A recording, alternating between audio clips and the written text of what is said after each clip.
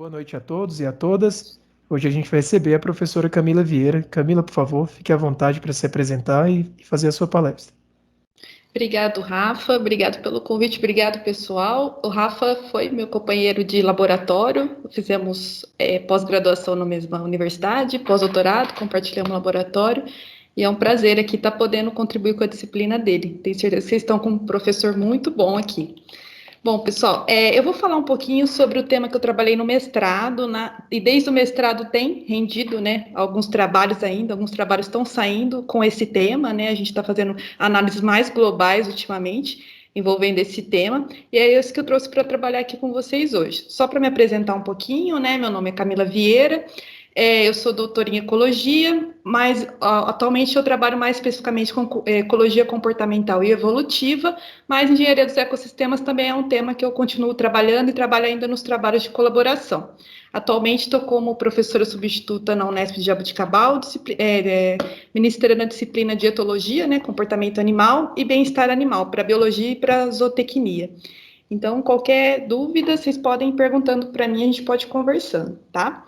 Bom, então, vamos falar sobre o papel da engenharia dos ecossistemas nas interações interespecíficas, né? Então, para começar, só para contextualizar o que vai ser falado nessa aula, eu vou dar uma introduçãozinha para vocês geral sobre engenheiros dos ecossistemas, o que são engenheiros dos ecossistemas, qual que é o papel desses organismos na natureza, e eu vou falar dos 3 trabalhos, né, principais. Esse primeiro trabalho foi o que resultou do meu trabalho de mestrado, da minha tese, da minha dissertação de mestrado, que é o Engenheiros dos Ecossistemas em Plantas, facilitação indireta na comunidade de artrópodes por enroladores de folhas em diferentes escalas. Posteriormente ao mestrado, a gente entrei em colaboração com um trabalho de meta-análise que avaliou o efeito da engenharia dos ecossistemas na diversidade de espécies, né, ao longo do globo. Então, a gente testou o efeito dos engenheiros de vários locais do globo, vários ambientes, né, e não só enroladores de folha, que foi meu modelo de trabalho no mestrado, e sim todos os organismos que atuam como engenheiros dos ecossistemas, se eles exercem um efeito mais positivo ou mais negativo na diversidade de espécies.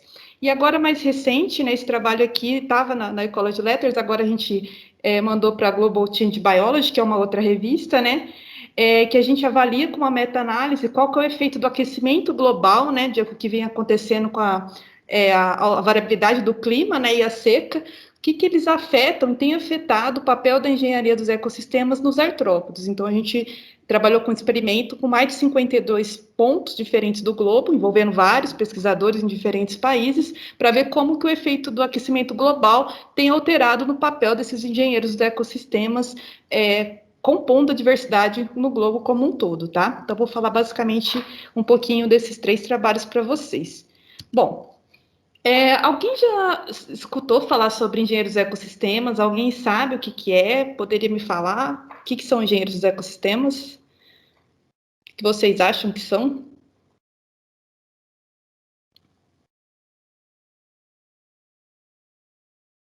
Ninguém nunca escutou falar? Agora, gente, a gente falou de engenheiro de ecossistema, então, palpite aí do que esses nomes lembram vocês.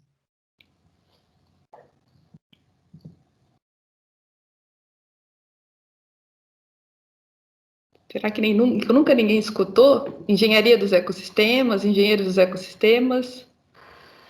Até o presente momento ainda não. Primeira vez? Sim. Tá.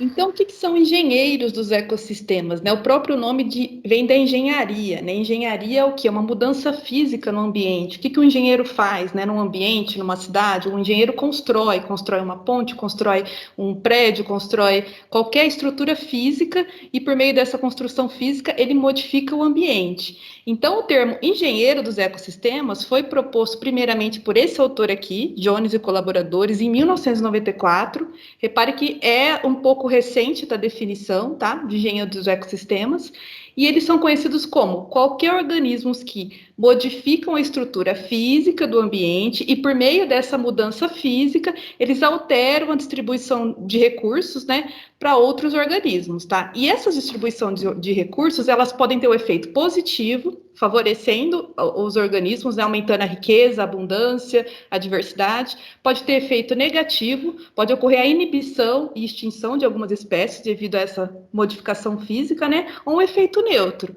A estrutura física que ele transformou pode simplesmente não ter efeito nenhum na distribuição dessas espécies, né?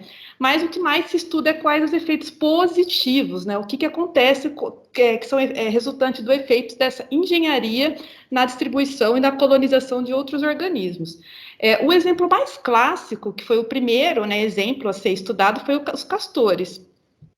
Foi no Canadá, né? Não sei se vocês sabem mais ou menos como os castores atuam. Eles abatem as árvores, né, para construir o abrigo, né, onde eles constroem as suas famílias, eles constroem os ninhos, acasalam, e eles modificam o ambiente, que é considerado um ambiente de represa, né, um ambiente que era considerado lótico, um ambiente de riacho, que era considerado um ambiente de corredeira, lótico, e transformam num ambiente represado, porque a partir do momento que eles constroem essa estrutura aqui, eles represam toda a água, né? E isso não é uma modificação só física nesse ambiente, né? Isso faz com que altere toda a composição e a diversidade de espécies, tanto animais quanto vegetais, ao longo dessa região ripária, né? E do riacho. Então, peixes que não ocorriam passam a colonizar essas regiões, algumas outras espécies de plânctons passam a surgir nessa região. Então, para vocês terem uma ideia, esse efeito da engenharia dos engenheiros, dos castores, eles aumentam cerca de 33% da diversidade de herbáceas, né, em uma quilometragem até mais de 50 quilômetros desse riacho, para vocês terem uma noção de como que altera toda a estrutura e a composição de espécies, de comunidades dentro de uma determinada área, tá? O tão positivo ou negativo que esse efeito pode ser, alterando a comunidade de organismos secundários por esse efeito. Aqui, só para demonstrar para vocês, é um videozinho mostrando como esses castores fazem. Vou tirar o som só para mostrar as imagens, né? Como eles abatem as árvores.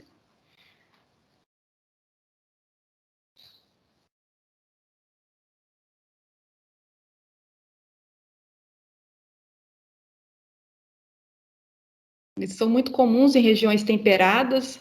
Aqui são toda essa estrutura que eles fazem, essa barragem. Aí eles entram por baixo da barragem,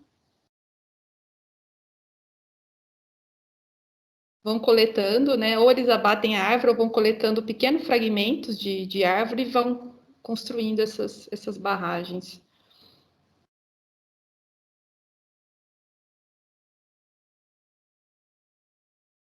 E olha o tamanho que vai ficando, né, essa estrutura. E dentro tem o ninho, né? Aqui são os filhotes. E a fêmea, né, no caso.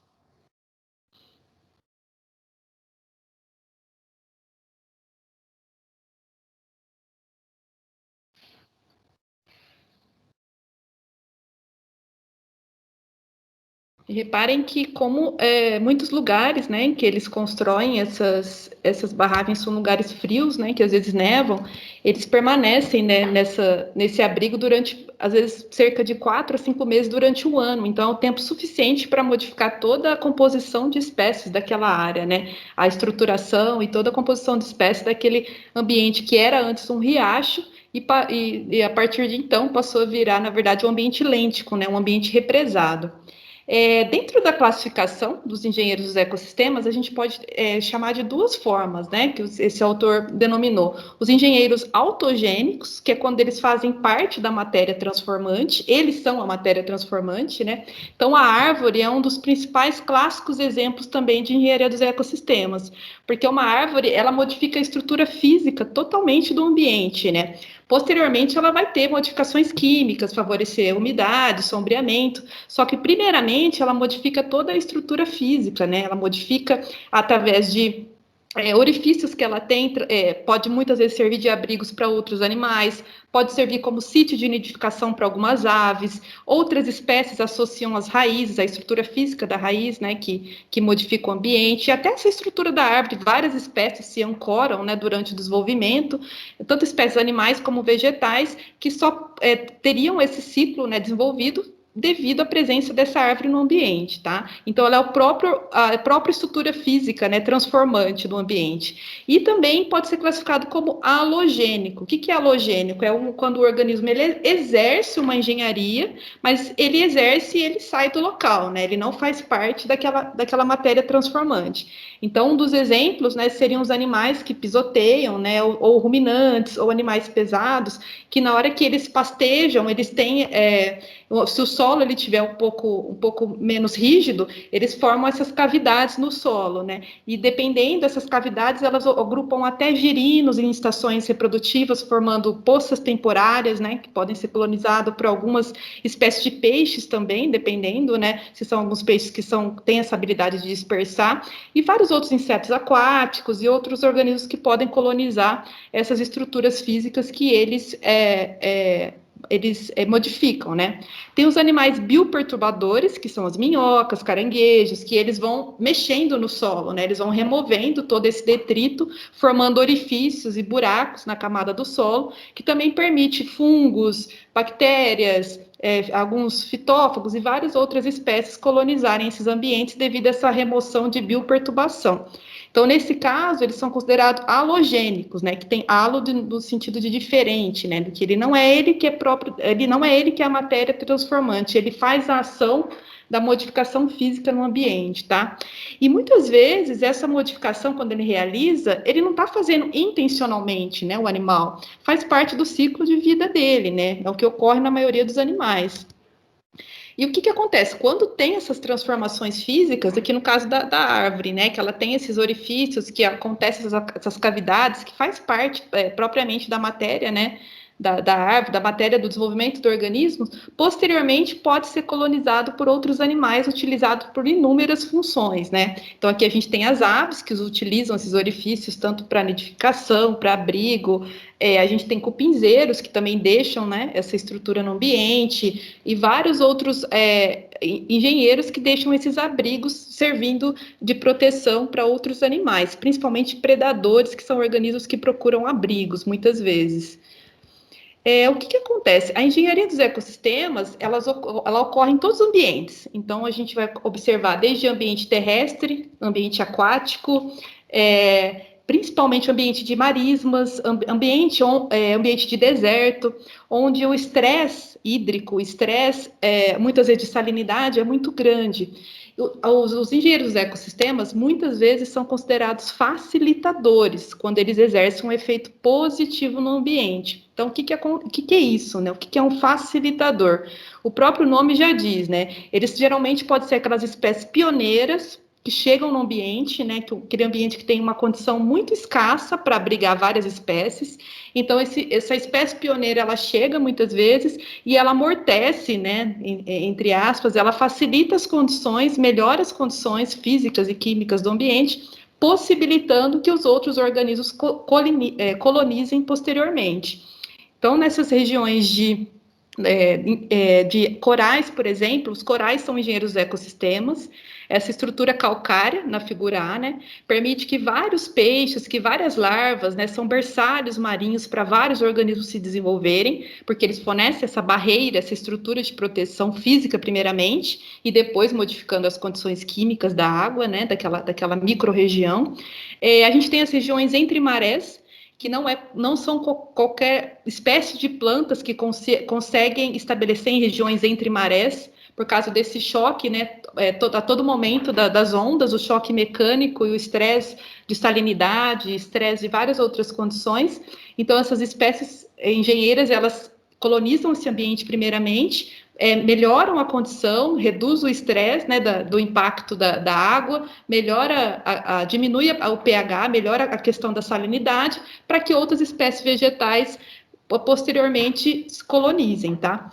Em manguezais, quando vocês observam aqui na região C, essas árvores que têm essas raízes risóforas, né, que são as raízes que ficam dessas formas superficiais, para ter troca respiratória com o ambiente, porque o solo ele é muito rico em sal e pH muito alto, e elas não conseguem exercer troca gasosa nesse solo lodoso, né? Então, existe essas raízes superficiais que favorecem, né, essa postura de superfície favorece a troca gasosa dentro dessas árvores.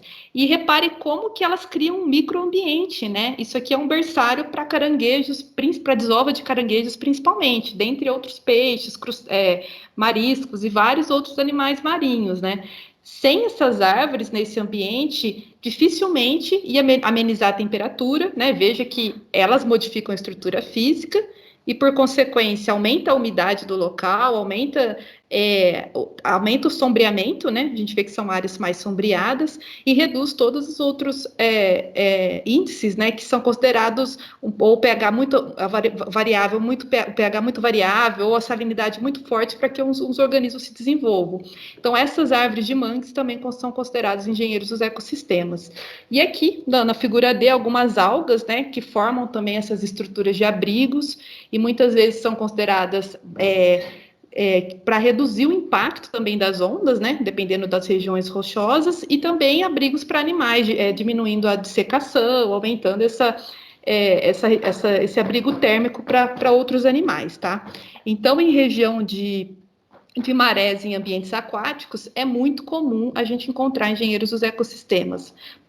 Existem, na verdade, a maioria das espécies que atuam dentro dessas regiões são considerados engenheiros dos ecossistemas, tá? A gente tem muito trabalho do efeito dos engenheiros em ambientes aquáticos. E ambientes terrestres, eu vou trazer o exemplo para vocês, que é o que eu estudei, só para entender, né, desde que o conceito de engenharia, ele foi, na verdade, ele não foi descoberto, os engenheiros sempre existiram, né, mas que foi denominado o nome engenharia dos ecossistemas, e a partir daí começaram a se dar mais atenção, né, para estudar esse tipo de interação na natureza, começou a questionar alguns dos conceitos que já eram bem consolidados dentro da ecologia, né. Então, a engenharia dos ecossistemas, quando esses organismos atuam exercendo um efeito positivo na colonização de outros animais, o que seria isso? Aumentar a riqueza, aumentar a abundância, aumentar a diversidade de outros animais devido a essa transformação, eles são considerados indiretamente como facilitadores, porque eles aumentam a diversidade de outras espécies, não é por uma via trófica, né? Não é por um organismo estar comendo o predador do outro e facilitando que ele ocorre. Ele está facilitando indiretamente, né, a ocorrência dessas outras espécies por meio de uma modificação física no ambiente. E o que acontece, né? As espécies, elas têm, né, os organismos, eles têm um papel que poderia desempenhar na natureza, que a gente conhece como nicho fundamental. Se já tiverem ecologia, acho que vocês estão um pouco familiarizados com esses conceitos. Então, só retomando, o que é nicho fundamental? Seria o papel máximo, né, que qualquer organismo poderia desempenhar na natureza, se não houvesse a presença de interações negativas que limitassem o papel desse organismo. Então, por exemplo, considerando o ser humano, se nós não tivéssemos restrição com relação ao número de filhos, se nós pudéssemos comer o quanto de comida a gente encontrasse, a gente ganhasse dinheiro, a quantidade de dinheiro possível para fazer o que a gente quisesse, a gente pudesse deslocar para todos os lugares que a gente quisesse, ter o acesso a todos os pares, né, para poder se acasalar, quantos a gente quisesse e pudesse, não tivesse nenhuma restrição, nem de nenhum recurso, nem de espaço, nem de alimento, nem de acesso, né, a pares e determinadas outras interações que a gente poderia desenvolver, a gente realizaria um nicho máximo, né, na natureza, seria o nicho fundamental, a gente exerceria o papel máximo, porque a gente não tem interações negativas limitando o nosso crescimento e a nossa aptidão, de uma forma direta, que seria essa circunferência aqui, rajuradinha, tá? Seria o representado como o máximo papel que a gente poderia desempenhar na natureza na ausência de interações negativas. Só que a gente sabe que na prática não é assim que funciona, né? Isso é o ideal, né? Por isso que é fundamental.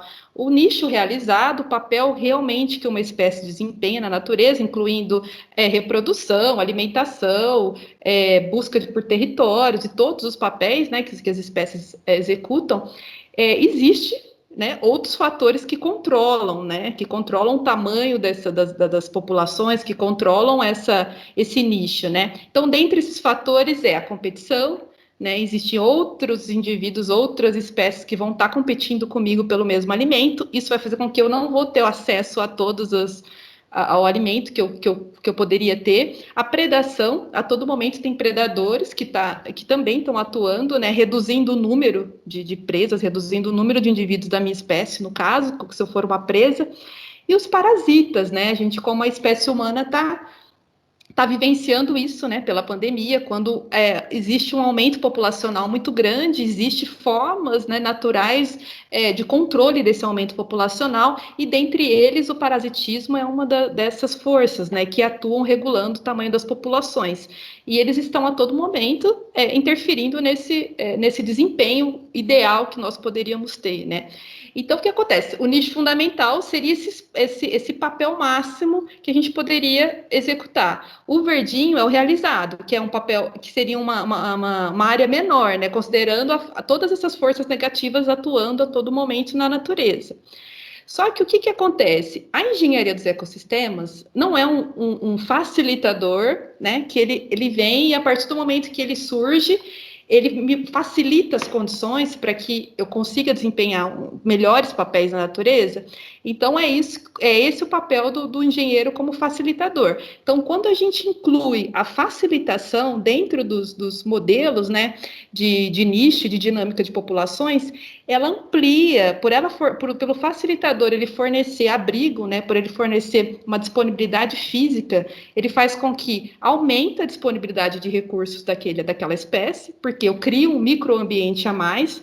O abrigo ele é um refúgio à predação, então, na verdade, eu diminuo a força de predação que aquela espécie está recebendo, e a criação de novos hábitats permite uma série de outras interações, né? Facilita encontro de parceiros, facilita acasalamento, facilita reprodução. Então, a facilitação, quando essa interação foi incluída dentro dos modelos de dinâmica de população, na verdade, ela atuou como uma interação em que que potencializou o tamanho do nicho realizado, e esse nicho realizado, né, potencializado, ele pode chegar a ser maior que o nicho fundamental que a espécie executaria na ausência dessas forças negativas, né? Então, por isso que é tão importante o estudo e a inclusão do conceito de engenharia dos ecossistemas e facilitação dentro das interações ecológicas, tá? Por ela fornecer o aumento da disponibilidade de recursos pela estrutura física, isso faz com que aumente a amplitude do nicho realizado das espécies, fazendo com que ele seja potencialmente maior do que o nicho fundamental que elas poderiam realizar, tá? Só para a gente entender quando que isso modificou o conceito da ecologia de comunidades, quando se começou a dar atenção um pouquinho mais para a interação de facilitação. Então, só para a gente entender, a engenharia ela pode variar, né, sobre várias condições, tanto ao longo de gradientes ambientais, diferentes altitudes, diferentes regiões. E o que acontece? O impacto do engenheiro e o recurso que ele fornece, né, ele pode variar em escalas, né, e depender do nível de estresse físico, tá? Então, o que acontece? Em regiões mais estressantes, como regiões de deserto, regiões de altas altitudes, em que o ar é rarefeito, em que poucas espécies conseguem colonizar, o efeito dele é ainda mais forte, né? Porque se é aquela coisa, né? O picolé no deserto, né? Se existe um organismo que facilita a sua vida em um ambiente totalmente inóspito, totalmente não colonizável, ele vai ter um efeito muito mais forte nessas regiões do que em outras regiões que não precisaria tanto num facilitador, tá? Então, o caso, por exemplo, existem plantas, né, no deserto que é considerado plantas enfermeiras, né? Por isso que são nurse plants, que elas são essas plantas que fornecem, né, devido a essa estrutura física, o sombreamento necessário e fundamental para a colonização de outras espécies, né? E aumentando, né, essa adição de espécies afeta o funcionamento dos ecossistemas e as interações positivas daquele ambiente. Até aqui alguém tem alguma dúvida? Estou falando muito rápido. Quem perguntar alguma coisa? Já tem algumas Vocês estão conseguindo acompanhar? Aí você pode deixar para responder ao final da palestra. A gente fica conversando melhor.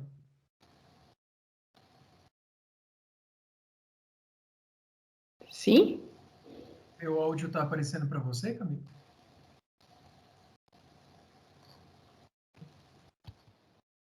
Continuar. Tá todo mundo, vocês estão aí, né? Camila, Sim, sim. meu áudio aparece para você? Você está me ouvindo? Agora eu tô te ouvindo. Eu tava sem som até agora, é Ah, isso. tá. Nossa, eu falando aqui, achei que está acontecendo. Será que meu áudio está com problema? Ó, mas tava me escutando a minha voz ou não? Tá, deu para te escutar tudo até agora super bem. Ah, É, só para te dizer assim, ó, pode continuar a palestra que quando você terminar a gente conversa e faz as perguntas. Tudo bem? tá. Então, beleza. Mas então o som tava indo, que eu vi que tava agora no mínimo, mas ele tava indo, né? Tava assim. Tá. Então, só para a gente entender, né? Como eu falei, em regiões mais inóspitas, o efeito da engenharia ele é mais forte, né? Então, isso é chamado de hipótese de gradiente de estresse, que é esse GH. Quando vocês verem em qualquer livro, estudarem isso, o que seria essa hipótese, né? É que em condições com ambiente em que o estresse físico é maior, então, como foi que eu falei, regiões de montanha, regiões de geleiras, regiões de desertos, existe um maior efeito da facilitação, tá? Você vai ter mais forças de facilitação, mais interações positivas ocorrendo entre as espécies, né? O efeito é maior quando o estresse físico é maior do que em regiões ou ambientes que não tem muito estresse físico. Então, nos ambientes sem estresse físico, o efeito da competição é maior. Por quê? Porque as espécies elas estão, né, numa situação mais amena, né, para sobreviver, e elas competem mais entre si. No entanto, quando essas espécies elas estão numa condição com maior estresse físicos, existe um maior efeito de interação de facilitação de uma espécie facilitar a ocorrência de outra espécie, tá? Então, isso é chamado hipótese do gradiente de estresse. Quanto maior o estresse, maior são os efeitos das interações de facilitação. Só para a gente saber. E aqui alguns exemplos, né? Da onde isso aqui são fotos do curso de campo, que foi feito na Mata Atlântica. Vários projetos de engenharia dos ecossistemas são feitos nos cursos de campo, porque são organismos muito fáceis da gente observar que estão atuando como engenheiros, né? E aqui essas espécies, né, que ocorrem nessas regiões de mangue, essas plantas que têm essas raízes, né, rizóforas, são engenheiros dos ecossistemas. Se a gente chegar perto dessas raízes, a gente vê vários organismos vivendo, né, se reproduzindo dentro dessas estruturas de raiz.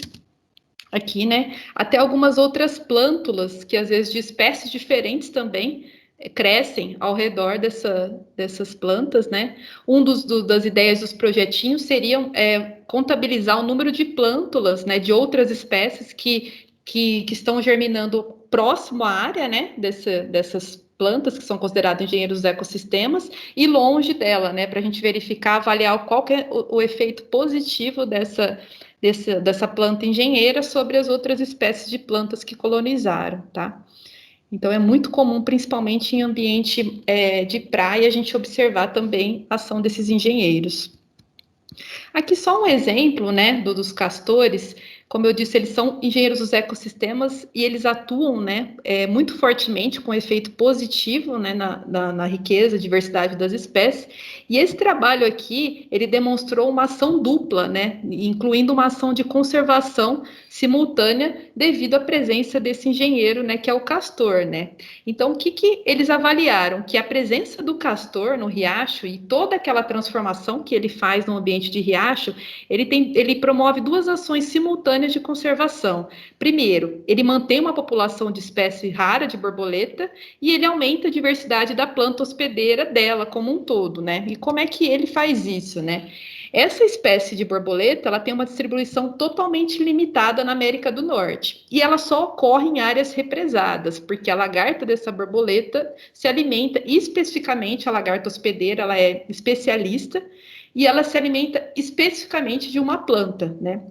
E o castor, ele que facilita a sucessão vegetativa para que essa planta ocorra. Sem os castores, não acontece a colonização dessa planta, porque não tem essa sucessão, né? Da ocorrência da primeira espécie para depois colonizar a segunda espécie propriamente devido a esse efeito da engenharia, tá? Então, só para a gente ver aqui, né, o efeito do que ele faz. Aqui do lado esquerdo, ele cria, né, um distúrbio devido à criação desses habitats físicos que a gente viu e faz com que os ambientes eles fiquem mais represados, né, as áreas mais abertas. E isso é um dos fatores que impulsiona a sucessão ecológica. Então, vai ter estágios sucessionais primários, algumas gramíneas, algumas plantas vão colonizar, e aí depois vão ser substituídos por estágios secundários.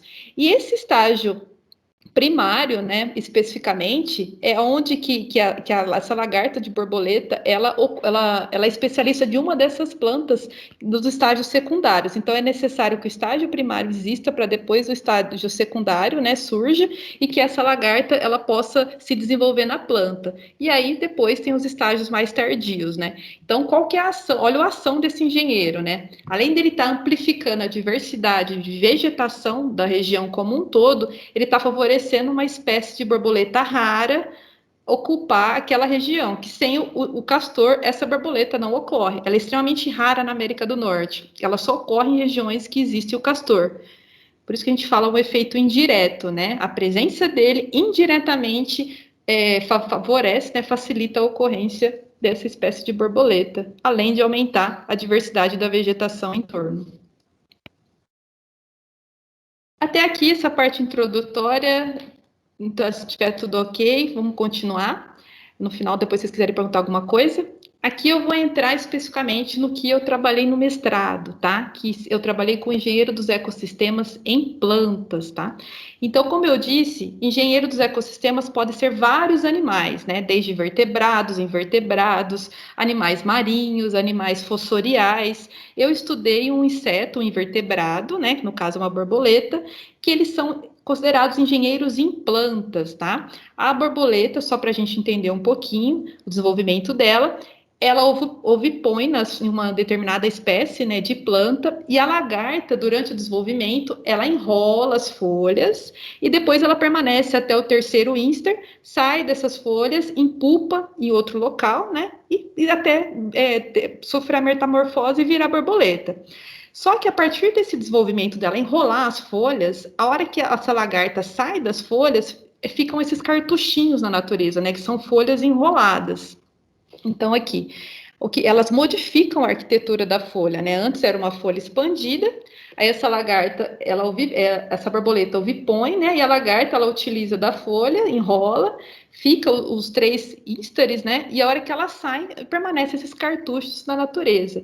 E para vocês terem uma ideia, dependendo se a planta, isso acontece em várias espécies de plantas, tá? E dependendo se as plantas elas não perdem muitas folhas com frequência, esse efeito de engenharia pode durar às vezes meses e às vezes chegar, dependendo, né, até um ano, né, esse efeito na natureza, né? Mas possivelmente como as árvores perdem as folhas, seria questão de meses. Só que isso faz com que altere toda a estrutura de comunidade da planta como um todo. A simples presença desse cartucho, né? E por que será, né? O que acontece? Então, só para a gente entender, né, mostrar como que eles ficam, né, na natureza, existem casos em que ela enrola a folha como um todo, existem várias formas, às vezes elas fazem os cartuchos em formato de cilindro, às vezes em formato cônico, às vezes um formato tipo sanduíche, cola uma folha na outra, então vai depender da espécie de borboleta que está envolvido nessas modificações foliares.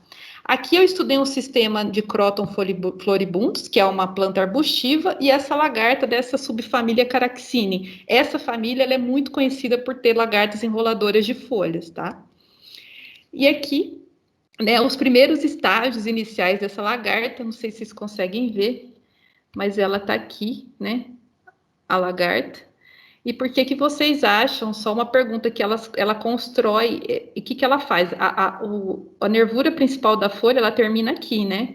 E ela constrói uma ponte de fezes e fica aqui nessa região aqui, até ela atingir tamanho maior, em que ela vai depois enrolar a folha. Por que vocês acham que ocorre esse comportamento dela ficar na extremidade da folha?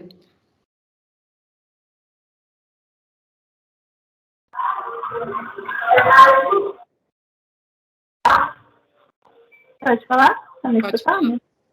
Estou escutando. No caso, Para ser mais fácil de enrolar a folha e ela sair depois? Pode ser visualmente para uma ave, para algum outro animal que está olhando. Vocês acham que é fácil identificar que é uma lagarta? Não. O que parece? Parece uma estratégia. Exatamente. Ela usa, né, como uma estratégia antipredatória, né, porque ela está praticamente mimetizando a nervura principal da folha, né? Então ela fica nessa posição durante os primeiros insters e depois, né, quando ela cresce um pouquinho mais, ela enrola e fica no interior da folha desse jeito aqui. Aí ela permanece aqui até o quarto, quinto inster. Aí quando ela está bem grande, ela sai, né, e sai da folha mesmo e vai para outro ambiente para formar a pupa e depois se transformar na borboleta. Mas nesses estágios iniciais elas ficam na folha. E para enrolar, elas secretam essa seda, né? Que é como se fosse uma cola mesmo que participa desse processo de enrolar as folhas. Então, só aqui, para a gente entender como é que acontece, aqui do lado esquerdo, a borboleta vem, ovipõe na planta, aí a lagarta, ela vem, né, enrola a folha, depois ela ficar aquele período na parte da extremidade, aí essa lagarta depois sai em pupa e se transforma em borboleta. E os cartuchos ficam na natureza dessa forma, depois sem lagarta, né? Aqui, né, um dos exemplos. E o que acontece? Esses cartuchos... Alguém que perguntou alguma coisa? Essa espécie de borboleta que saiu, ou são todas as borboletas? Existem famílias, subfamílias de borboletas que fazem isso, né? Não são todas, tá? Mas existem umas 4 subfamílias em que elas possuem essas características. Essa que eu estudei, esse modelo de estudo, ela ocupa só essa planta nessa região, ela faz isso só nessa planta. Mas existem outras borboletas que fazem isso em outras plantas também. Não são todas, tá? Obrigada. Então, como esses cartuchos eles permanecem na natureza, o que a gente queria saber, uma das perguntas é se eles são colonizados por outros animais, né, por outros artrópodes que vivem nas plantas. Então, dentre desses artrópodes, a gente tem aranhas, a gente tem percevejos, a gente tem formigas, a gente tem afídeos, tem insetos predadores, insetos detritívoros, fitófagos. A gente tem uma comunidade de insetos que na verdade consistem os ecossistemas dentro dessas plantas, das comunidades vegetais dentro dessas plantas. E o que acontece? Numa folha expandida, possivelmente a gente espera de que exista uma composição de espécie diferente do que dentro de uma folha enrolada, né?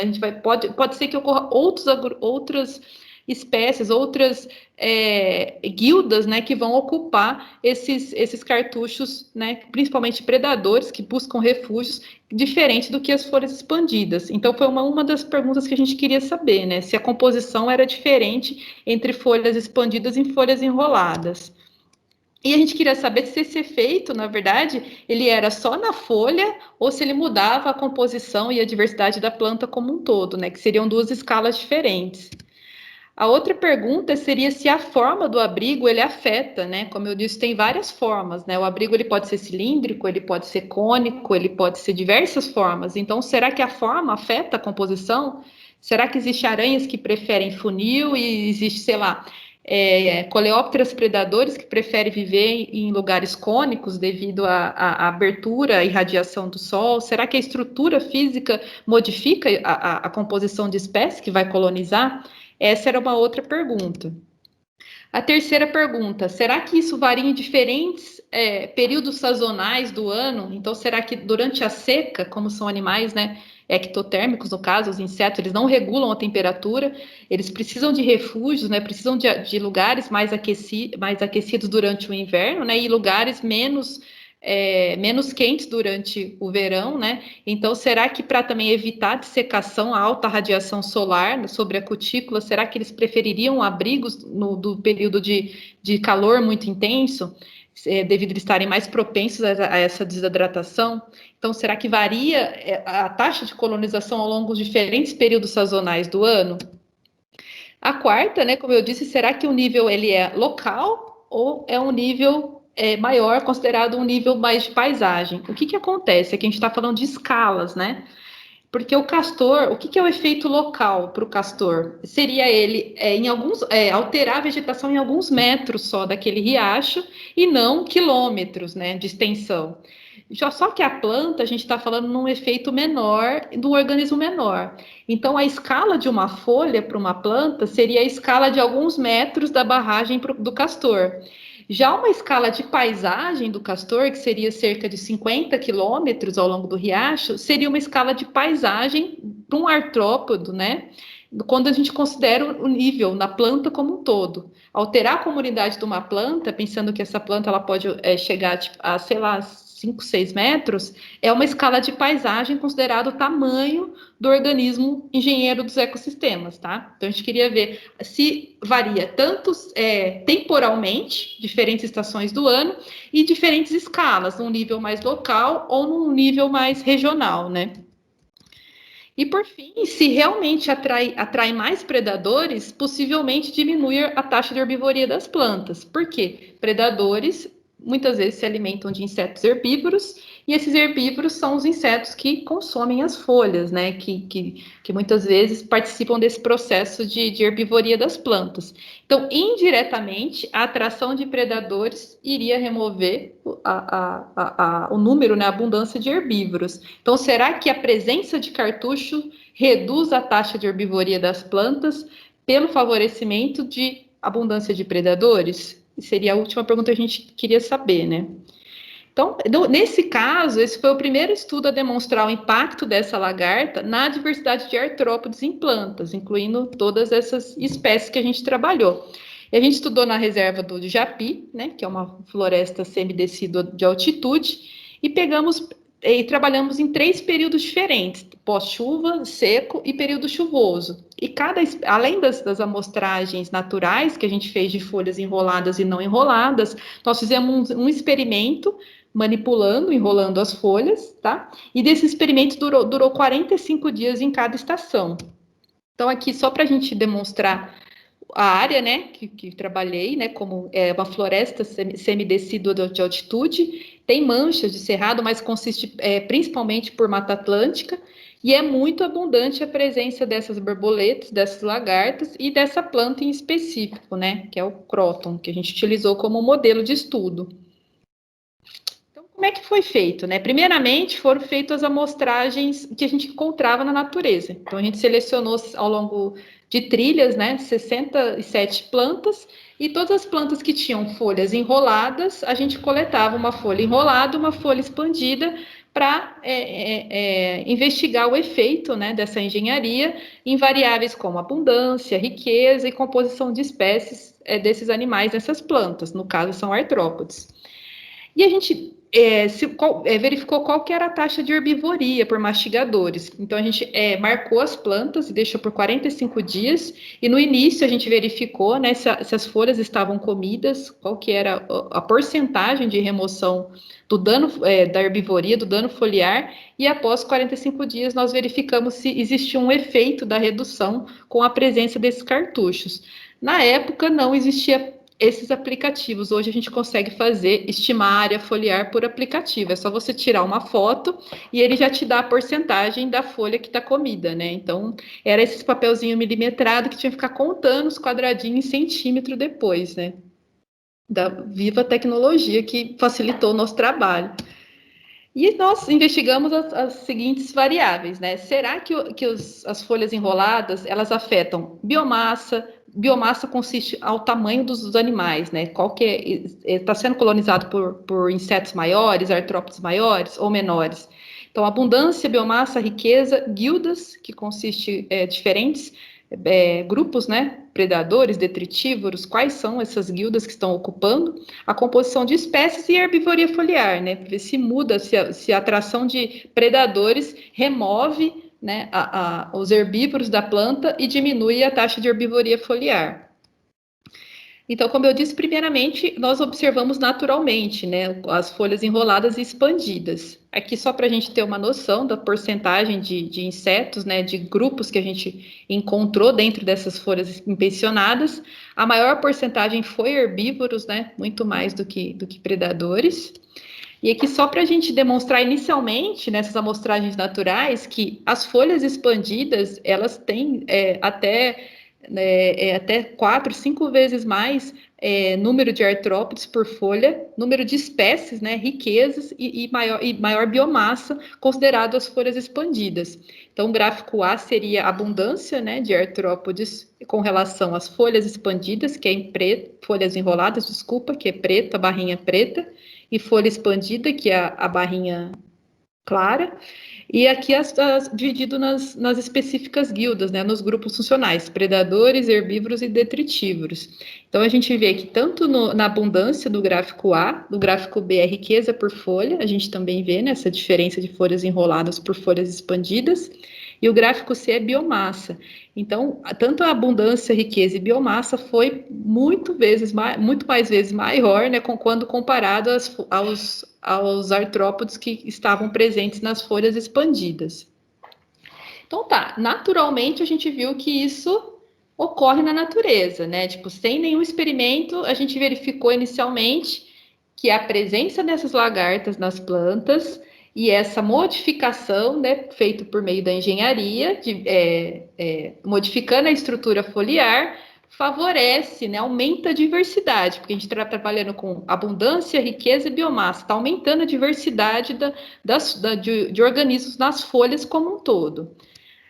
E a composição também foi diferente, tá? Nós fizemos análise de composição, as espécies que ocupavam as folhas enroladas eram completamente diferentes das espécies que ocupavam as folhas expandidas.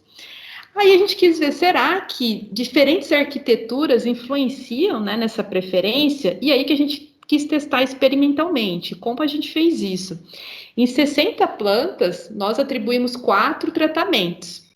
Então, 15 plantas, nós enrolamos o cilindro aqui, né? E selecionamos 4 folhas da planta, enrolamos o cilindro com 0,5 milímetro de diâmetro nas pontas, simulando um cilindro pequenininho, que é uma das formas em que as lagartas constroem na natureza. E nós utilizamos grampos de cabelo para simular, para prender essas folhas, né?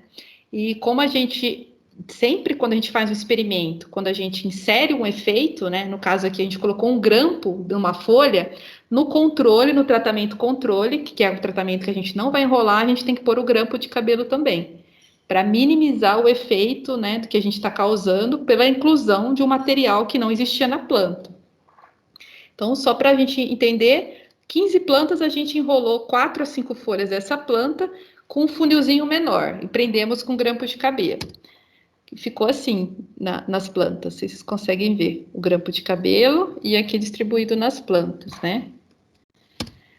No outro grupo de 15 plantas, a gente simulou um funil um pouquinho maior, que é outra forma de abrigo que acontece na natureza. Então, em vez de 0,5 diâmetro, a gente utilizou 1,5, tá? Então, a gente pegou também outras 4, 5 folhas dentro de outras 15 plantas, prendemos com grampo de cabelo, dessa vez com um cilindro maior.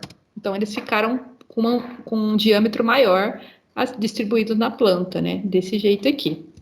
O outro tratamento, a gente simulou em forma de funil, que era outra forma que a gente encontrava também na natureza. Então, foi feita uma estrutura cônica, né? Enrolando a folha, e prendemos com esses grampos de cabelo também, e distribuímos nas plantas, né? Selecionando 4 ou 5 folhas. E por fim, como controle, como eu disse, a gente só marcou folhas expandidas, tá? Para comparar depois, né, com os outros tratamentos, e marcamos com grampo de cabelo. Eu falei, a gente influenciou, né, por um efeito de experimental a planta, então a gente tem que controlar esse efeito também no controle, tá? Então nós marcamos folhas com esse grampo de cabelo. Só para vocês terem uma ideia de quantos artrópodes, né, foi triado, quantos artrópodes foram identificados, né, no mestrado, mais ou menos, cerca de 17.534 artrópodes, considerando os 3 períodos, né, pós-chuva, seco, chuvoso, e considerando tanto os artrópodes na folha como na planta como um todo. Então, foi uma época que eu dormia e acordava na lupa. Eu comprei uma lupa em casa, porque no laboratório na época tinha só uma lupa e a gente tinha que dividir com todo mundo, né? E durante mais ou menos uns 8 meses eu fiquei só triando inseto, identificando artrópodes, tanto é que hoje eu sei bastante coisa de taxonomia de artrópodes, porque eu corri muita chave para conseguir chegar na família desses artrópodes, né? Então, assim, foi um período duro, mas que hoje eu agradeço esse conhecimento, porque ajuda muito nos outros projetinhos, né? Você saber as famílias dos insetos, né? Eu conheci um pouquinho mais de aranha, porque mesmo assim, muito pouco mais das aranhas que eu trabalhava, mas de inseto, de maneira geral, eu não conhecia quase nada, assim, e foi um período em que eu conheci muito, assim, sobre a diversidade nossa, né, tropical, das famílias desses insetos, pelo menos da identificação até o nível de família, e aprendi muita coisa sobre aparelho, bucal e várias outras categorias que ajudam a gente a identificar esses insetos, tá? Então, Camila, Oi. explica pra gente o que é correr uma chave. Tá, explico sim. O que acontece? Quando a gente vai identificar qualquer espécie ou qualquer animal, qualquer organismo, existem formas da gente chegar nessa classificação, né, dessa nomenclatura, seja a família, seja o gênero, seja a espécie. Então, existem chaves de identificação, né, que são chaves que são feitas por taxonomistas, que são pesquisadores e especialistas em cada grupo. Então, por exemplo, quem trabalha com aranhas, existe taxonomistas de aranhas, né, que eles são pesquisadores que conhecem aquele grupo, que identificam, sabem quando uma espécie é nova, uma espécie não é nova. E eles constroem, né, chaves de identificação, que seriam formas da gente chegar na classificação específica daquela espécie. Então, por exemplo, uma chave pode começar assim: a gente pega uma aranha, né, por exemplo, e ela pode começar com a disposição dos olhos. Então, olhos agrupados em uma forma redonda, olhos dispersos ao longo do abdômen. Isso faz você para um caminho da chave ou para outro caminho. Aí você olha e fala, não, os olhos estão agrupados, então eu vou para esse caminho. Aí ele vai falar outra característica, pernas com 7 cerdas, segunda perna com 7 cerdas. Aí você vai lá e conta.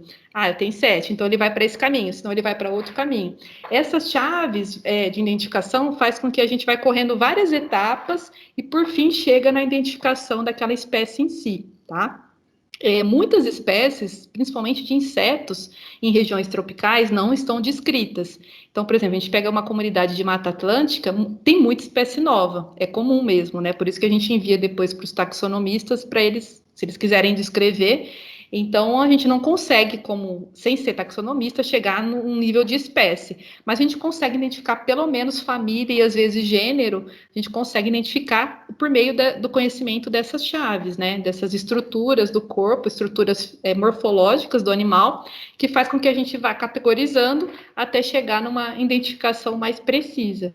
Isso a gente tem para todos os animais, tá? Não é só para insetos. Quando a gente for identificar mamíferos, for identificar qualquer grupo animal, plantas, né? Então, por exemplo, se uma planta ela tem uma folha simples, ela iria por um caminho da chave. Se ela tem folíolos, né, que são aquelas folhas compostas, seria outro caminho da chave, né? E isso faz com que vai se diferenciando a classificação dessas espécies.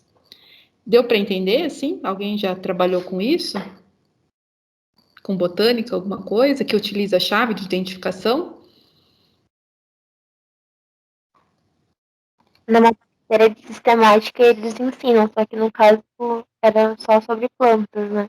Entendi. Sobre plantas é muito utilizado, principalmente da diversidade que a gente tem também, né, de espécies vegetais. Então, a gente aprende muito a correr chave de identificação nas aulas de botânica, primeiramente, né, na graduação, porque a gente tem essa noção mais introdutória, né, de sistemática, de morfologia vegetal também.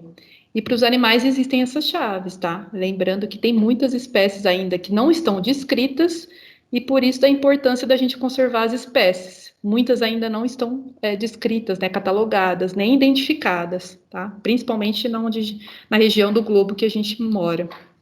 Aqui, no caso, a maioria era espécie nova, porque eu mandei para os taxonomistas e a maioria eles não conheciam, né? E você vê uma comunidade de uma planta. Agora imagina o que não ocorre, né, em florestas e florestas por aí, né? Então, só para a gente demonstrar alguns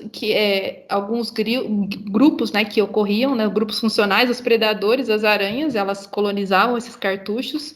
Muitas aranhas utilizam abrigo para acasalamento. tá? Então, elas não colonizariam folhas expandidas, por exemplo, mas com essa modificação do habitat, a gente encontrou várias espécies de aranhas que não ocorriam nas plantas e que ocuparam devido à presença desse abrigo, tá? Que elas construíam ooteca, que é o saco vitelínico onde elas colocam os ovos, né? E depois os ovos eclodem, né?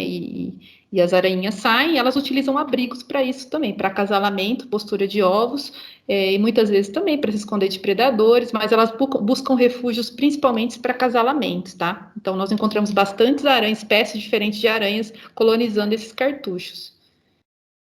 Né, essa aqui é uma outra família também, é uma aranha que ela é mais laterígora, né? E ela não ocorre nessas plantas normalmente, ela foi atrás do abrigo, né? Nesse caso. E o que a gente encontrou, né, de efeito, então, quando a gente considerou tanto os bichos, né, os insetos e artrópodes que estavam na folha, como os artrópodes que estavam na planta. Então, só para a gente entender aqui as legendas, a primeira barrinha é a folha expandida, é o tratamento da folha expandida, essa barrinha escura aqui. Essa segunda aqui é o cilindro menor, de 0,5. Aqui, esse aqui. Esse rajuradinho aqui é o tratamento do cilindro maior, de 1,5. E esse aqui, o último aqui, ó, é o funil, tá? E o que acontece? Esse gráfico aqui corresponde aos artrópodes que estavam na folha, tá? Nós tratamos as análises diferentes. E aqui os artrópodes que estavam na planta como um todo, tá? Então, a gente investigou o efeito na folha e o efeito na planta, né? Novamente, por causa daquela questão de escala. Será que o efeito da engenharia é um nível local ou será que é um nível um pouco mais regional, tá? E aqui embaixo a gente tem os diferentes períodos sazonais, então pós-chuva, seca e período chuvoso. E aqui, né, número de artrópodes por folha, e aqui número de artrópodes pela planta, né, a gente ponderou pela grama da planta. E aqui seria a abundância. Então, o que a gente observa, né? Que os 3 tratamentos, olha aqui, esses 3 Bzinho aqui, não houve diferença com relação ao número de artrópodes que colonizaram, tanto o cilindro menor, quanto o cilindro maior, quanto o funil. No entanto, eles são maiores do que considerado as folhas controle, né? Então, nesse caso, existe um efeito, realmente os engenheiros, eles aumentam a abundância de artrópodes devido a essas folhas enroladas. E isso acontece nos 3 períodos, né? A gente vê no período de pós-chuva, no período seco e chuvoso. Aconteceu o mesmo padrão. Não houve diferença entre os diferentes tipos de arquitetura, mas houve diferença com relação a ter folha enrolada e não ter folha enrolada, tá? Então, o efeito da engenharia é positivo na abundância desses artrópodes. Atrai, né, colonizadores secundários para essas folhas. E olha para o nível da planta, aconteceu a mesma coisa, né? Aqui no período seco a gente tem alguma diferenciação entre o cilindro, né? Os tipos de cilindro, mas não é uma diferença tão expressiva que mereça uma discussão em torno dessas diferentes arquiteturas. O que a gente observa é que as arquiteturas em si, elas têm um efeito, né, de aumentar a abundância de artrópodes da planta com relação a ter folhas expandidas e ter folhas enroladas, tá? E observe que o período seco, ele foi 3 vezes maior, olha o tamanho das barras daqui com relação aqui, né? E ele foi 6 vezes maior do que os outros períodos. Então, o sol, né, a intensidade da radiação solar está influenciando esses artrópodes a buscar esses refúgios mais no período seco do que nos outros períodos chuvosos. Isso aconteceu tanto para abundância quanto para riqueza. Aqui é o mesmo padrão, só que aqui é número de espécies por folha, né? E aqui anterior é número de indivíduos por folha. Então, aumentou a abundância, aumentou o número de espécies, também maior, né, no período seco, e também não tendo diferença entre os tipos de arquitetura, e a biomassa também, o mesmo padrão, tá vendo? Folhas enroladas atraíram maior biomassa de artrópodes maiores, considerada a folhas expandidas. Isso aconteceu tanto no nível da folha, como no nível da planta como um todo, e também o período seco foi o período de mais forte efeito, né? O que nos remete à hipótese do estresse, né? Do gradiente do estresse. Lembra que eu mostrei as montanhas e falei que em ambientes mais escassos, ambientes mais secos, favorece a ocorrência de facilitadores, né, dos engenheiros quando eles têm um efeito positivo. Aqui a gente pode comparar ao efeito da seca. A seca é um efeito mais escasso com relação à disponibilidade de alimento do que os outros períodos, né, que seria o período pós-chuva e o período chuvoso.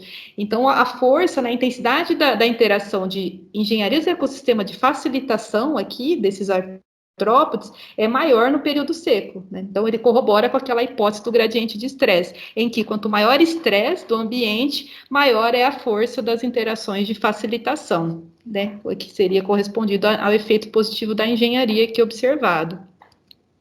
E a herbivoria? A gente não verificou nenhuma diferença na diminuição da taxa de herbivoria da planta. E por que isso pode ter acontecido? Porque tinha muito mais herbívoros do que predadores, né? A proporção de herbívoros era muito maior do que predadores nessas plantas. Então, possivelmente, não houve com relação à abundância mesmo, né? A habilidade desses predadores conseguirem remover a maioria desses herbívoros para que ocorra um forte efeito na redução da taxa de herbivoria, tá? Essa planta ela é principalmente colonizada por grande diversidade de herbívoros. Então, mesmo atraindo predadores, não houve diferença na taxa de herbivoria. Tá? Camila. Oi? Deixa eu te pedir um favor. Volta um gráfico, um slide, desculpa. Aqui? Isso. Os alunos vão fazer bioestatística e é super legal que eles tenham essa percepção de que as letrinhas que aparecem em cima de cada barra elas significam que teve uma diferença quando as letras são diferentes e significa que elas são similares quando as letras são repetidas, né? Uhum. Então, lá no primeiro gráfico, que tem o depois da chuva ali, ó, o after rainfall, é o gráfico da biomassa. Aí você tem a primeira barrinha preta, aí você vem a cinza, essa achurada com as linhas transversais e essa cinza mais escura. Vocês estão vendo que a primeira barrinha tem o Azinho e as outras barrinhas têm o Bzinho? Significa que a primeira barrinha ela tem um valor médio, contando essa variância, essa variação, que é essa chave que parte para cima da barra preta que a Camila desenhou, mas se essa barra fosse branca ou transparente, a gente veria que a barra vai para baixo também, né? Tem um valor que vai para mais e vai para menos em torno dessa média.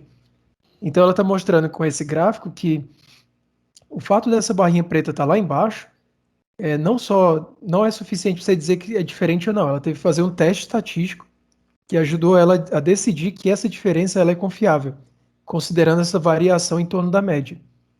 E aí ela representa assim: quem é diferente tem letras diferentes, quem é igual tem letras iguais. E nesse primeiros 4 barrinhas ali, quem é diferente é só o enrolado, né? Na folha expandida. Ela teve uma biomassa menor de insetos. Enquanto que nos outros não teve diferença entre nenhum dos tipos de diâmetro de folhas, né? Do funil onde o engenheiro fez essa modificação. E aí é assim que a gente vai interpretando esses gráficos. Quando não tem nenhuma letrinha, que é o caso do gráfico de baixo, de biomassa também, é porque todo mundo foi similar. Né? É só uma interpretação interessante para eles fazerem esse exercício de começar a entender o que esses gráficos querem dizer. Obrigado, Camila.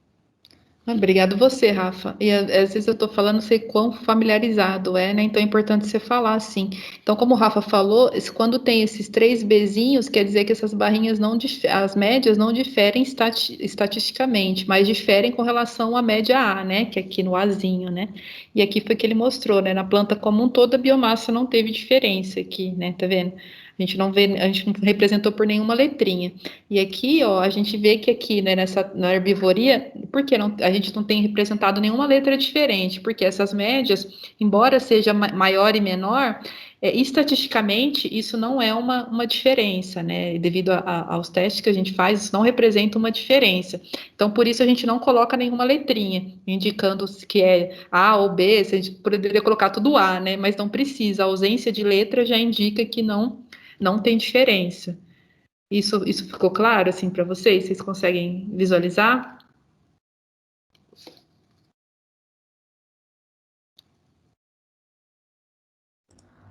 Vocês conseguiram, gente, entender essa ideia de que quando não tem letrinha, todo mundo tem um valor parecido, e quando tem a letrinha, a gente interpreta assim. Quando a letra é igual, significa que os valores não são diferentes, considerando a variação em torno da média. Quando as letras são diferentes, é porque a gente pode confiar na diferença entre as médias. A galera mandou aqui no chat que tá ok, Camila. Lá em bioestatística a gente vai suar um pouquinho em cima disso. Beleza. E a composição de espécies, né? Será que foi diferente? O que é composição? Composição é ter espécies diferentes, né? Então, foi como eu disse, numa folha expandida pode ser que você tenha maior abundância, pode ser que você tenha 100 insetos na folha expandida e pode ser que você tenha 30 nas folhas enroladas. Mas esses 100 insetos que estão na folha expandida, eles podem pertencer à mesma família, à mesma espécie, né? Então, a composição é ter grupos diferentes, né? Ter espécies diferentes. Será que as folhas, os cartuchos enrolados, eles favorecem essa diferente composição, né? Então, enquanto numa folha expandida eu teria 100 percevejos, por exemplo, nas diferentes arquiteturas de folha enrolada, eu posso ter afídeos, aranhas, coleópteras, né? Outra composição. E o que aconteceu é que existe diferença nessa composição. Então, as folhas enroladas, além de atrair maior número de insetos, maior riqueza, né, que seria maior número de espécies diferentes, né, e maior biomassa, ou seja, insetos maiores, artrópodes, né, porque a aranha não é inseto e a aranha está incluso, artrópodes maiores colonizaram esses cartuchos quando comparados às folhas expandidas, e além disso, diferentes espécies, diferentes composições, tá? Então, o que a gente pôde observar? Que realmente essas lagartas engenheiras dos ecossistemas, considerada, né, porque elas modificam a arquitetura foliar e a partir dessa modificação possibilita a colonização de artrópodes secundários, tendo um efeito não só na folha como na planta como um todo, elas são consideradas amplificadoras da diversidade de artrópodes em plantas tropicais, tá? Já existiam alguns trabalhos que classificavam essas lagartas como amplificadoras da diversidade, no entanto, eles avaliavam efeitos locais, tá? Esse trabalho foi o primeiro, experimentalmente, né, a demonstrar esse efeito numa comunidade não só local, na folha em si, mas na comunidade da planta como um todo, em diferentes escalas, né? Numa escala local, uma escala mais regional, e além disso, em períodos sazonais diferentes, né? Então, nós consideramos essas lagartas como grandes amplificadores de diversidades em espécies de plantas tropicais. Então, elas são consideradas elementos fundamentais na estruturação de comunidades dessas regiões tropicais, né? Existem vários trabalhos que se discutem a importância dos engenheiros na manutenção das espécies, na manutenção da biodiversidade, principalmente em florestas tropicais. E as lagartas de borboletas, né, as borboletas em si, são espécies, muitas vezes espécies chaves, né, consideradas extremamente importantes na manutenção dessa biodiversidade de artrópodes em regiões tropicais, tá? Então, é muito importante que a gente saiba disso, principalmente em trabalhos que envolvam a conservação de espécies de borboletas, né? O quanto que essas espécies, elas atuam, né, como facilitadores de outras espécies, né? Nessa biodiversidade das nossas florestas. Agora eu vou falar esse trabalho que eu não vou mostrar resultado, eu só vou mostrar o que a gente, porque ele como a gente utilizou análises um pouquinho mais aprofundadas, um pouquinho mais complicadas, eu vou demonstrar só os resultados que a gente encontrou quando a gente foi investigar o efeito da engenharia dos ecossistemas, né, na diversidade de espécies, considerando todas as espécies de engenheiros em várias regiões do globo. Então, o que a gente queria saber, né? Foi um trabalho que eu entrei em colaboração e a gente quis ver se os trabalhos que estavam publicados, por exemplo, de elefantes como engenheiros dos ecossistemas, de castores como engenheiros, de minhocas, de caranguejos, de todos os organismos que são considerados engenheiros dos ecossistemas. Será que, de maneira geral, esses engenheiros, porque lembra que eu disse que os efeitos podem ser positivo, negativo ou neutro, né?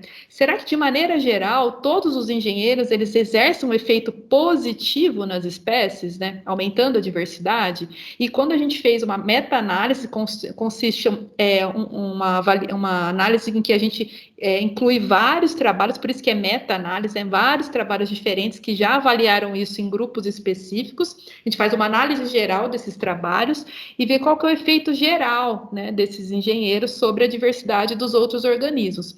E a gente viu que o efeito desses animais, né, engenheiros ecossistemas, eles não só são positivos, né, como eles aumentam cerca de 25% da riqueza das espécies, né, de maneira geral, no globo de forma geral. E quando a gente considera as regiões do globo, esse efeito é mais forte na região dos trópicos, tá? Então, porque a gente pegou os trabalhos de diferentes latitudes, né? Então, engenheiros que atuam em regiões temperadas, como os castores e outros animais, e engenheiros que atuam em regiões tropicais. E a gente verificou que os efeitos são ainda maiores e mais fortes em regiões tropicais.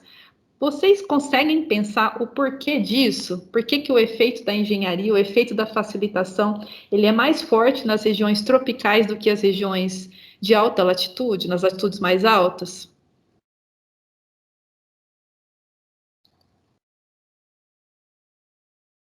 Alguém tem alguma sugestão de por que isso ocorre?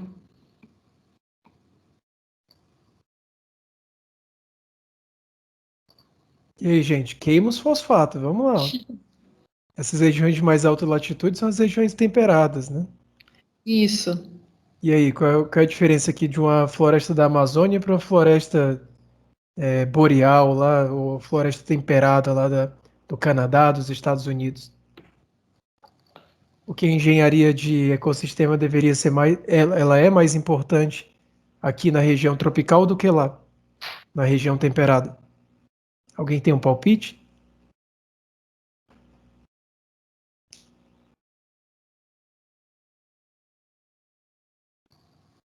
Ninguém?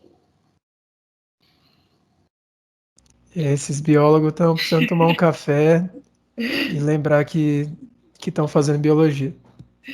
Ó, primeira coisa é o número de espécies, né? Que vocês acham que tem mais espécies nas florestas tropicais ou nas florestas temperadas? Tem mais espécies nas florestas tropicais. Se tem mais espécie, tem Camila, maior. Oi? só para passar uma resposta do chat do Thiago, ele escreveu que a vegetação é diferente entre as duas. Também seria um dos fatores, mas não só a vegetação, mas a gente tem mais espécies na região tropical, né? Do que a gente vê numa floresta tropical, a diversidade que tem de espécies animais e vegetais, quando a gente compara as espécies de uma floresta temperada. E o que acontece? Quando a gente tem mais espécies, a gente tem mais interações ocorrendo. Você imagina você entra numa floresta, está acontecendo competição, predação, todas as interações estão correndo ali, né? As espécies coexistem, né? Todas essas espécies elas estão ali fortemente interagindo. E lembra, né, lá do começo, né? Quanto maiores são as interações, né? Maior seria esse papel facilitador do engenheiro. Então ele tem mais possibilidade de atuar quando está ocorrendo mais espécies, maior diversidade de espécies interagindo. Então, muitas interações, a gente tem trabalhos que demonstram, né, que a predação ela é mais forte em regiões tropicais, a competição, exatamente porque as espécies elas ocupam maior número de ambientes, né, tem maior possibilidade dessa coexistência e interação entre elas, favorecendo o efeito da facilitação. Isso é um dos motivos, tá? Depois que a gente estudar ecologia mais profundamente, a gente vai ver que o clima afeta, né? A radiação solar, tem vários outros fatores que também influenciam o maior número de interações na região do globo. Só que um dos principais fatores é que maior número de espécies coexistindo, maior número de interações, maior possibilidade de facilitadores atuarem nessas regiões do que em outras regiões, tá? E quando a gente compara ambiente aquático, dentre os ambientes aquáticos, as regiões de costão rochoso, né, que são onde tem as marés, o efeito é mais forte do que em regiões de riacho, tá? Exatamente porque o estresse é maior, né? O estresse de salinidade, o estresse físico, né, das marés. Então, o engenheiro facilitador, quando ele chega nessas regiões, ele aumenta muito mais, né, a diversidade de outras espécies do que já em regiões de riacho, que também ocorre, mas o efeito é maior nas regiões de costão rochoso e entre marés do que nas regiões de riacho. E nos ambientes terrestres, quando a gente compara os dois ambientes, florestas ou desertos, No deserto é muito mais forte esse efeito também, né? Que a gente viu. Qualquer facilitação no deserto já favorece, né, a ocorrência de outras espécies. Então ele é mais forte, ele evidencia, ele aumenta a riqueza, a diversidade de mais nos desertos do que nas florestas. E dos tipos de hábitats, né? Quando a gente considera esses organismos que criam hábitats e organismos que bioperturbam, que eles só removem. Os que criam novos hábitats têm um efeito maior do que os que só modificam ali o solo, né? Porque ele criou uma estrutura nova na natureza que não existia, que foi o exemplo da lagarta. E o tempo de persistência na natureza, né? A gente viu que engenharia que dura menos tempo, menos de um ano, no caso dos enroladores, tem um efeito mais forte na amplificação de diversidade do que as engenharias que ficam mais de um ano, que muitos buracos feitos por tatu, muitos cupinzeiros, eles permanecem às vezes muito tempo na natureza. Só que o efeito é mais forte dessas estruturas que permanecem menos tempo, talvez porque elas criam aquele ambiente propício naquele determinado momento em que facilmente é colonizado, existe uma maior amplificação da diversidade, tá? Então, esse estudo, né, ele foi o primeiro a avaliar os efeitos nesses diferentes animais, né, diferentes espécies, diferentes grupos taxonômicos completamente distintos, né, em vários ecossistemas. Então, a gente avaliou por meio dessa meta-análise, tanto em ambiente aquático, terrestre, né, qual é o tipo de engenharia que foi construído, por menos tempo, mais tempo, qual que é o tipo de organismo construtor, e dentre todos esses fatores, nós vimos que, de uma maneira global, os engenheiros aumentam cerca de, qual que é a porcentagem que eu esqueci, acho que é 33, deixa eu só voltar aqui. 25% a riqueza de espécies animais como um todo, tá? Isso é um efeito muito grande quando a gente considera todas as espécies globalmente, né, da Terra. E por fim, aqui só vou também comentar rapidamente sobre esse último trabalho aqui, né, que é uma coisa bem recente. A gente sabe que o planeta vem passando pelo aumento de temperatura de uma forma exponencial, né? A gente sabe que o planeta Terra passa por ciclos, né? Então, a cada 100 mil anos ocorre, 100 mil, 200 mil anos, ocorre um aumento da temperatura da Terra, seguido por período de resfriamento. Só que o que acontece? A maneira com que nós estamos acelerando o aumento dessa temperatura, devido às ações antrópicas, né, de desmatamento, fragmentação de floresta, emissão de poluentes, e todas as coisas que o ser humano anda fazendo, né, depois que a gente passou a ocupar a Terra de forma mais definitiva, né? Todas essas interferências têm aumentado muito a temperatura de uma maneira em que o planeta não é a ordem natural, né? Não é a velocidade natural em que essa temperatura teria que aumentar. Então, a gente olha que desde a década de 60, mais especificamente de 1980, a temperatura tem aumentado anormalmente, né? Então, principalmente de 2016 para cá, esses valores estão muito altos do aumento da temperatura. E existe, né, um órgão que faz, que é o IPCC, que é de projeções, né, do painel climático da Terra, e eles projetam o que esse aumento da temperatura pode causar nos próximos anos, né? Então, eles fazem projeções para daqui 10, 15 anos, 50 anos, o que acontece? E parece que daqui 50 anos a gente vai estar quase 5 graus mais quentes, né? Possivelmente nós vamos estar vivos, né? Eu espero, né? Se a gente tiver, nós vamos presenciar esse aumento de temperatura de 5 graus.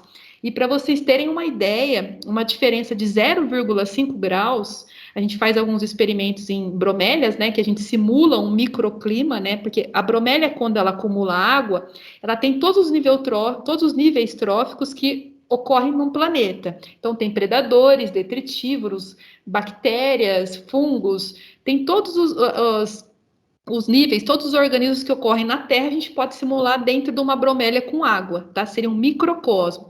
E a gente faz experimentos aumentando essa temperatura gradualmente por meio de termostato. E a gente vê, eu não estou trabalhando especificamente com isso, mas o laboratório que eu vim trabalha com isso intensamente, eles trabalham em várias regiões do globo, inclusive, muitos pesquisadores associados, E eles têm observado que o aumento de 0,5 graus acima do que já está hoje, já começa a selecionar bactérias termofílicas. Isso altera totalmente a composição, né, ecossistêmica, já começa a morrer as algas, que são as algas do fitoplâncton, né, que seriam as produtoras de oxigênio. Enfim, as cadeias ecológicas entram em colapso com aumento de 0,5 a 1. Agora, você imagina 5 graus, né? Quais são as mudanças que a gente vai passar ao longo desses anos, tá? E o que eu queria demonstrar assim, com essa aula é que vocês entendessem assim, qual que é o principal importância desses engenheiros dos ecossistemas na natureza, né? Quando a gente estuda um grupo em específico de engenheiros e utiliza um determinado modelo de estudo, né, uma determinada espécie, só que a gente tem muitas espécies que são consideradas engenheiros dos ecossistemas, que atuam, né, como amplificadores da diversidade de outras espécies em diferentes biomas, em ambientes aquáticos, terrestres, em diferentes regiões do globo, e a importância da conservação, né, dos ecossistemas como um todo, e principalmente dessas espécies que atuam como engenheiros dos ecossistemas, tá? Então, nós como biólogos, né, vocês como futuros biólogos vão estar atuando em diferentes áreas, e é de extrema importância que a gente tenha esse conhecimento, né, dos animais, das espécies que realmente atuam como amplificadores da diversidade dos ambientes, né, dos ecossistemas. E dentre eles a gente tem os engenheiros dos ecossistemas que tem que ser conservados, né? Então, espécies que às vezes nem são conhecidas, que são consideradas engenheiros, e elas atuam principalmente na amplificação de diversidade, da biodiversidade do globo como um todo. Bom? Aqui, né, foi feito durante o doutorado, né, e o mestrado, né, que eu utilizei do primeiro experimento, o primeiro trabalho. Então, aqui foram o apoio logístico e o apoio financeiro que eu tive durante o mestrado e a execução desses dados, e como agradecimento, né, à Fundação da Serra do Japi, onde foi realizado o trabalho em si. E é isso, pessoal. Se vocês tiverem alguma dúvida, alguma pergunta... Sensacional, Camila. Deixa eu colocar aqui para mim voltar aqui. Você abre lá o aplicativo e cancela a reprodução da tela lá em cima. À direita ali, ó, tem um xizinho. Aqui? Isso. Pronto. Nossa, parabéns por esse artigo sensacional. Espero que dê tudo certo e saia logo para a gente poder ler. Bacana, né? Esses experimentos que testam coisas globais traz respostas bem maiores, né? Assim, né, pra gente, né? Nossa, incrível. Super trabalho. Camila, a gente tem um monte de perguntas aqui. A Emanuele mandou uma sobre barragens. Você quer ler, Emanuele, a sua pergunta? Eu queria saber se essa pergunta foi no início da aula, sobre os castores, se as barragens que eles fazem tipo, veda toda, tipo, para a água todinha ou ainda passa alguma corrente de água? Passa um pouquinho de água, eles não alteram todo o fluxo, né? Mas é como se a gente colocasse um obstáculo numa piscina, né? A gente começa a represar, então o fluxo da água diminui. Não que ele para, mas a gente altera aquele ambiente de corredeira para um ambiente que vai ficando represado e vai aumentando a área, né? Vai alagando, né? Toda a região em volta, assim, vai aumentando a área de alagamento, assim, muitas vezes, né? Então continua a passar um pouco de água, mas altera totalmente o fluxo do que era um riacho, né? E passa a ser uma lagoa mesmo. Legal. Camila, a gente tem um monte de perguntas, daí eu vou pedir para você ser um pouco objetiva para dar tempo de visitar todas as perguntas. Então, A Thaís mandou uma também sobre os castores. Você quer falar a sua pergunta, Thaís? Lá no comecinho da apresentação, começou a mostrar sobre os castores e também sobre as represas. Eu queria saber por que eles fazem isso, tipo, se é um instinto animal ou até mesmo só para eles se reproduzir, que lá também no videozinho você mostrou que tinha alguns filhotinhos lá dentro. Faz parte do ciclo de vida deles, né? Eles constroem abrigos para poder reproduzir e criar os filhotes. Então, grande parte da vida deles, eles vão estar ou dispersando, procurando alimento, mas eles retornam para o abrigo. Então, faz parte do ciclo de vida, né? Eles constroem esse abrigo como casa mesmo, moradia. A gente viu um caso desse também na restauração do Parque de Yellowstone, na nossa aula inicial sobre ecologia de paisagens, né? Dos castores, como eles mudam o fluxo de água e se revitalizou o parque, né? Ai, que legal. que é super legal, que foi com um efeito em cadeia com a reintrodução dos lobos, né, que tinham sido extintos no parque. Aham. O Paulo mandou uma pergunta também sobre os engenheiros de ecossistema. Você quer ler, Paulo, sua pergunta? Eu queria saber se os engenheiros dos ecossistemas eles podem ser introduzidos para recuperar áreas devastadas. Sim, eles podem ser sim. Dá uma definição que fala que engenheiro não é espécie, não é sinônimo de espécie-chave, mas uma espécie-chave pode ser um engenheiro, né? Porque nem todos os engenheiros vão atuar como espécie-chave, só que uma espécie-chave pode ser engenheira. Então, sim, a gente pode introduzir espécies que facilitam, né, a ocorrência de outras espécies, sim. Camila, fala só um pouquinho sobre o que é uma espécie-chave para eles se situarem melhor. Tá. A espécie-chave, ela é uma espécie, né, esse termo é considerado dentro da conservação, que é uma espécie que ela tem um papel fundamental também para a manutenção da biodiversidade de outras espécies, tá?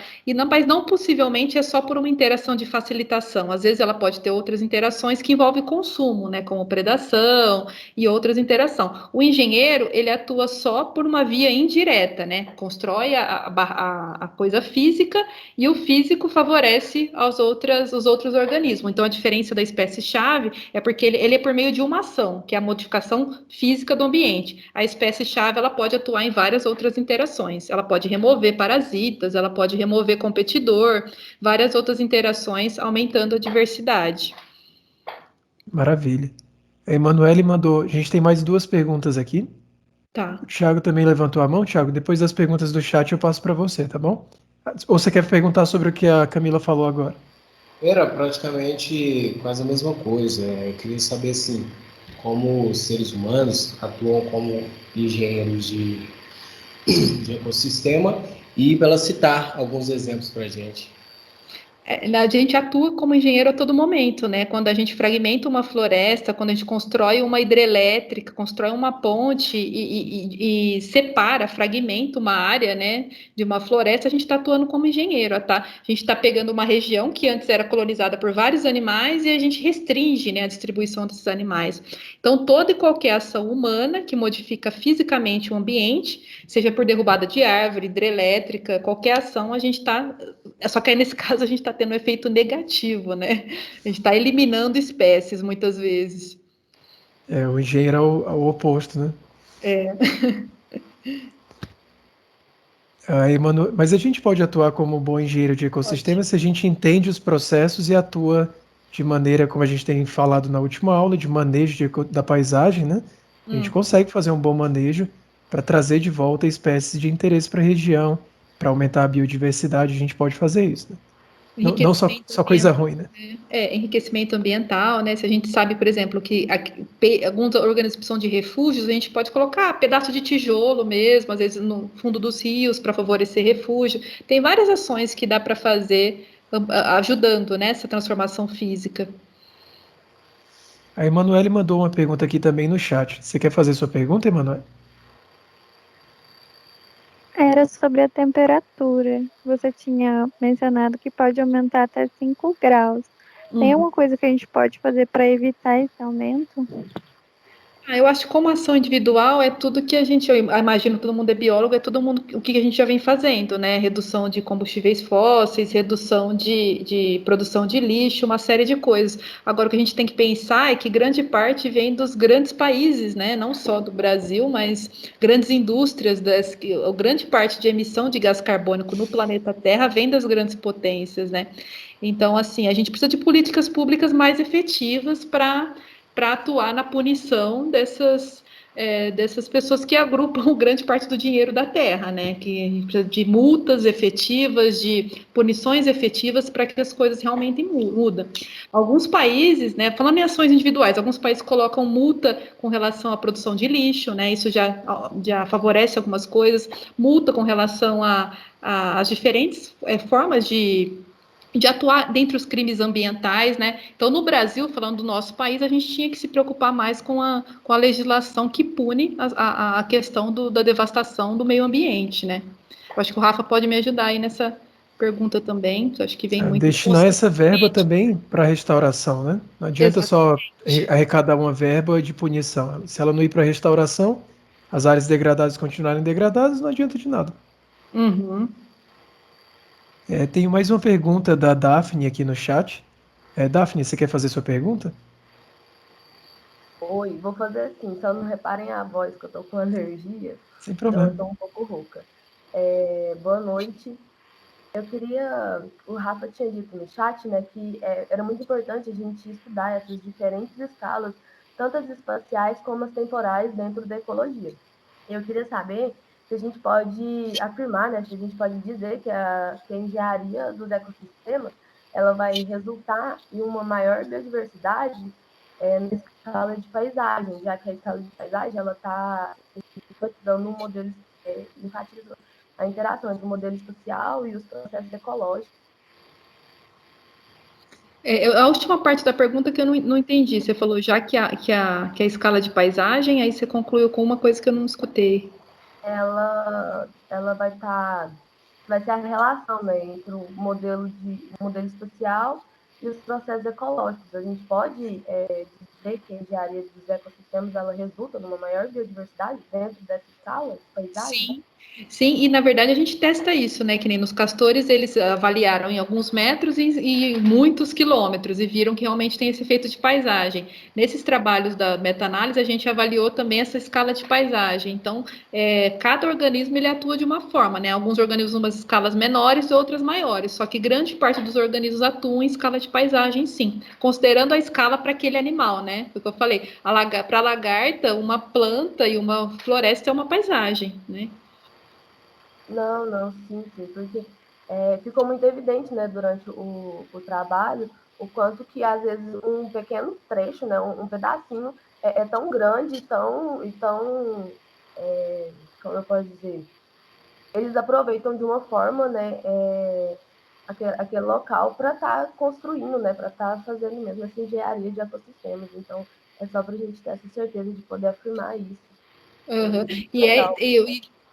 E é interessante porque o que corresponde a uma escala corresponde à área de vida do animal, até onde o animal vai, né? Qual que é a área de vida dele? Então, se a área de vida do animal é pequena, uma paisagem para ele, a escala de paisagem é a máxima área de vida, né? Ou às vezes metros, né? Então depende muito do tamanho do organismo e a área de extensão dele, né?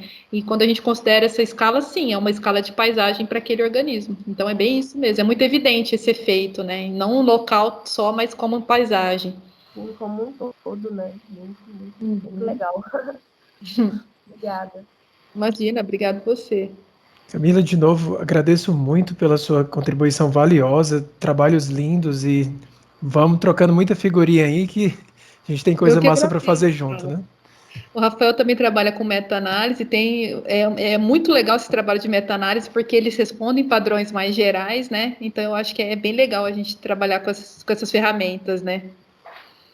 E eu que agradeço, eu adoro falar dessas coisas, eu acho que é sempre bom a gente conscientizar as pessoas, até em questão de conservação, né, da importância dos animais. Então, eu acho que quanto mais a gente passar essa informação, né, eu sei que aqui todo mundo é biólogo, mas quanto mais a gente puder informar as pessoas, eu acho que mais a gente está preocupado com o nosso ambiente, né, em si. E passar essa ideia de que as coisas não estão isoladas, né? Todas elas estão conectadas, que eu acho que é o mais difícil de se entender para quem é leigo. Mas os biólogos aqui já estão manjando bem, já estão afiados, né, gente? As espécies estão sempre relacionadas de maneiras diversas aí, que se mexer numa espécie, você mexe na rede toda. Então é muito importante manter isso em mente sempre. Rafa, já que Opa, só rapidinho. pode falar, claro. Uma dúvida. E aí, caso a gente tire, né, esses indivíduos que fazem a engenharia de... Acho que seu áudio caiu, Daphne. Meu celular caiu no teclado. Se Ah, a gente tá. tirasse esses indivíduos que fazem a engenharia de ecossistema, o que aconteceria? Qual seria um distúrbio que poderia acontecer?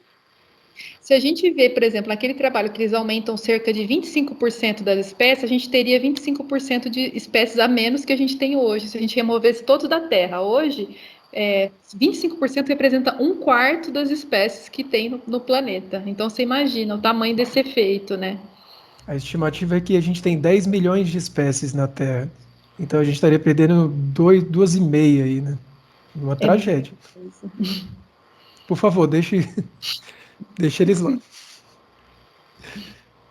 E a gente pode pensar que dentre essas espécies pode ser a gente também, né? Porque às vezes a ação de um vai remeter em todas as...